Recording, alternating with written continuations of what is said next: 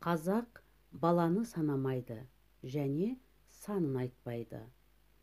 Сәби шалқасынан жатып, башайын тістесе, оны үйірін шақырып жатыр деп ырымдайды. Яғни, оның соңынан тағы бір бала келеді деген ұғым бар. Сәби көзін ашып ұйықтаса, жары сұлу болады. Баланы бесікке саларда ешкім сөйлемейді. Егер біреу сөйлеп қойса, бала жылауық, өскенде өсекші болады. Қалжа жемеген әйелдің баласы ынжық, болбыр, икемсіз болып өседі. Әкесі тірі адам бас ұстаса, әкесі өліп қалады деген ырым бар. Ми жемейді, мидай бұлжыр, бос белбеу, ынжық болып өседі. Нанның қиқымын жесе, бай болады. Үйге кіріп келе жатқан бала есік алдына құлап қалса, үйге береке, ырыс, байлық келеді. Оны төрге апарып, 3 рет аунатады. Сәби тоңқайып, екі аяғының астынан қараса, оның жол ашқаны, күткен жолаушы немесе қонақ келеді. Баланың аңшылықтағы алғашқы олжасын, тырнақ алдысын ешкімге байлатпайды. Несібесі кетеді, аңшылықта жолы болмайды. Жас балаға бұғана ұстатпайды, бойы өспей қалады. Біреуден бала асырап алса, оның оң қолына асыраған атанасы асық жілік ұстатады. Біреудің баласы тұрмаса, оны біреу өтірік сатып алады. Келін бала көтермесе, нағашы жұртының бір баласын қойнына алып жатады.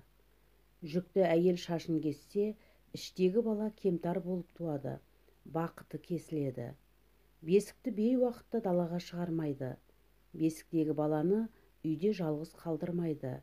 Нәрестенің еңбегін баспайды. Қырқынан шықпаған сәбиі бар үй түнде күл төкпейді.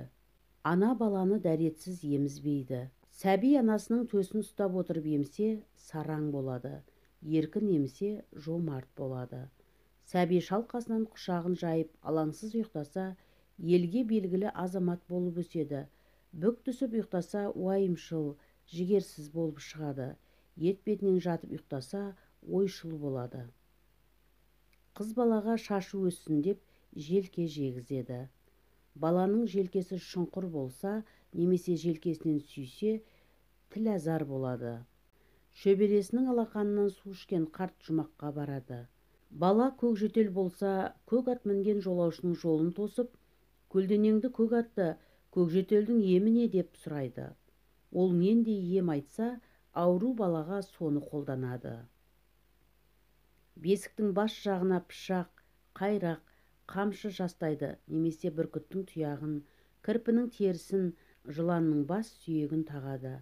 Жын шайтан қауіп қатер жуымайды. Балаға асық етін мүжітпейді. 6 жыл аш болсаң да, асық етін мүжіме деген бар. Ұрысқақ боласың деп көмекей жегізбейді. Тіл үшін жесе сүйреңдеп сөйлей беретін болады. Таңдай жесе шешен болады. Сәбидің қырқынан шыққанда қарын шашы алмаса, қарғысы қатты болады.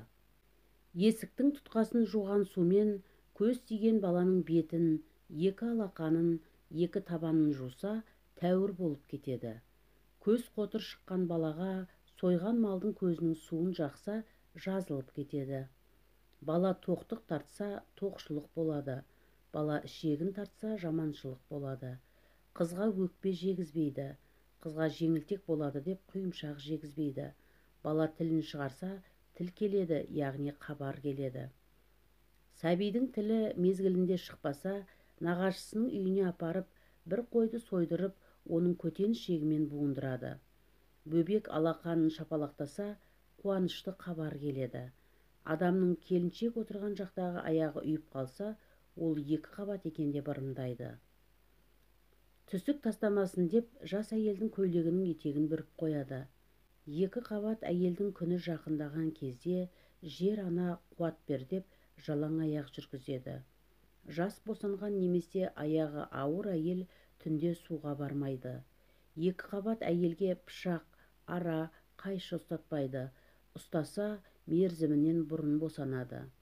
Бала кіндігіне оралып қалады деп, 2 қабат әйелге ине жіп ұстатпайды. бала ортаншіліктің майын жесе, ата-анаға мейірімсіз болады.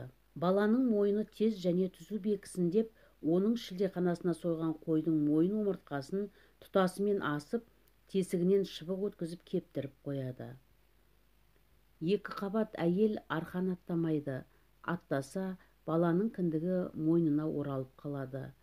Біреу әңгіме айтып отырғанда сәби түшкіріп салса, шын айтқаны, аты сүрінчек болады деп балаға төстің сүрінчегін жегізбейді.